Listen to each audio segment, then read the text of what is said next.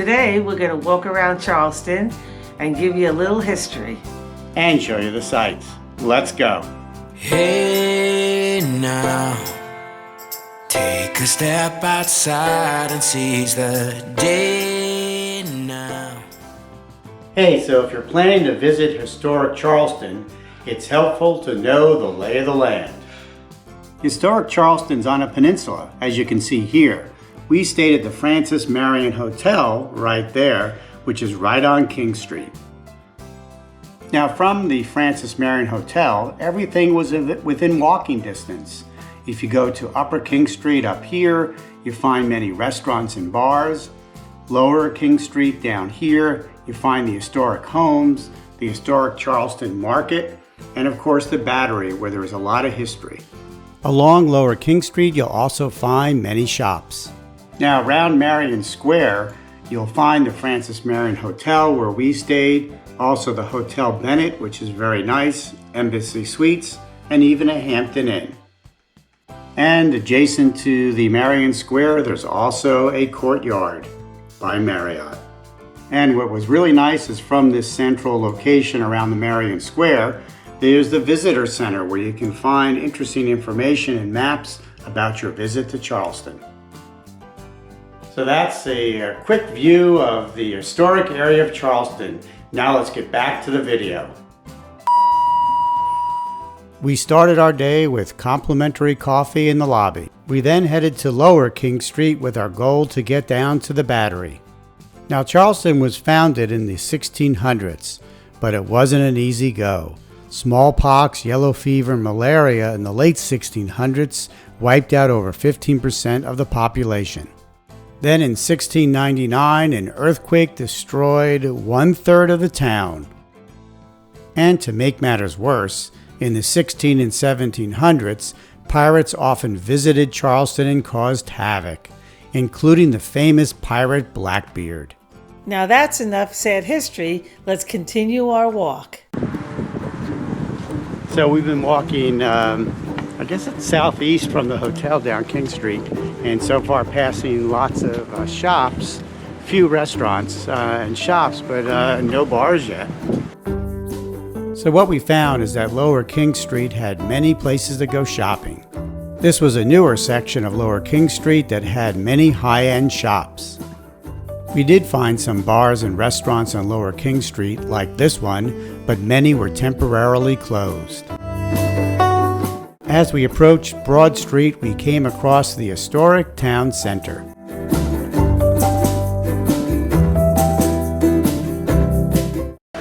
So now we just passed Broad Street, heading towards the water, and it's become more residential. Take a look.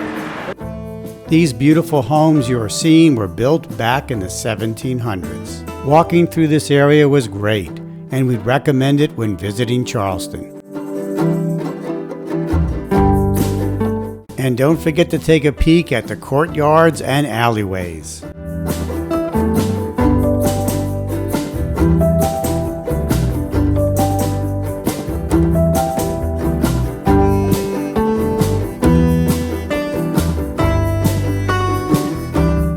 Many of these homes were really impressive.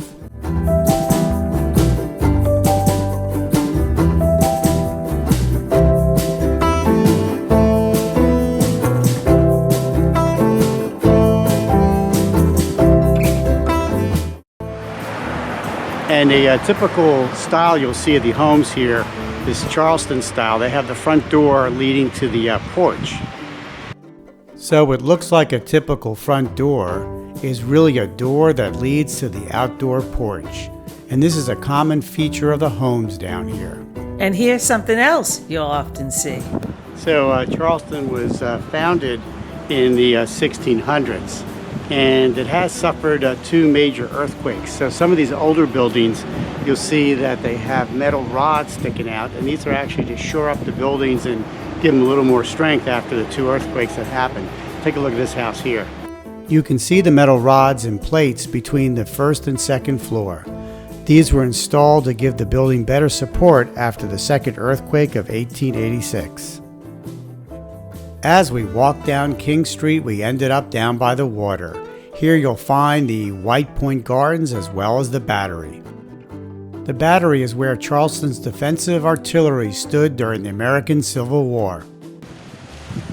So from this area, the first shots of the American Civil War rang out with the Southern troops firing upon Fort Sumter and also firing upon Northern ships that attempted to come into the Charleston harbor.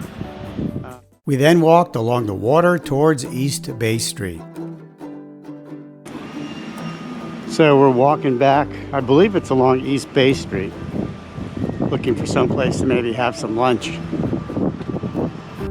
East Bay Street is another great street to walk to find historic homes. And it's here you'll find the famous Rainbow Row, painted homes in Charleston.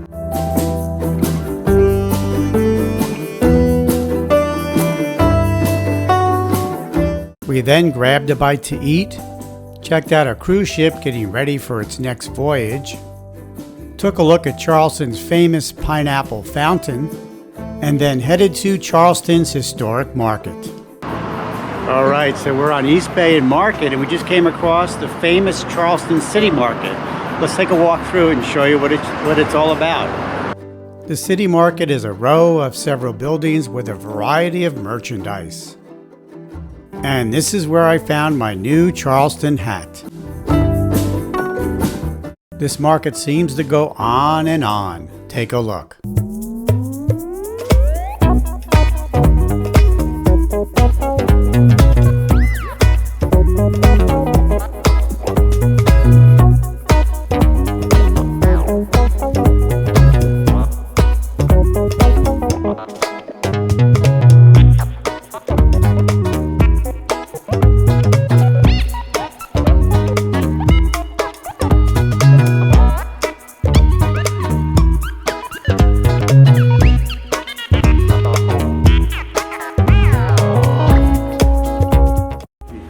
So what we're going to do now is head up on the other direction of King and see what's up there.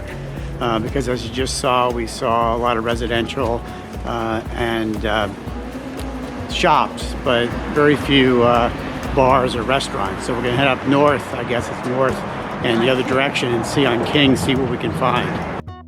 We walked to Upper King Street to check things out. Here we found more bars and restaurants, such as the Dueling Piano Bar that you can see on your right-hand side.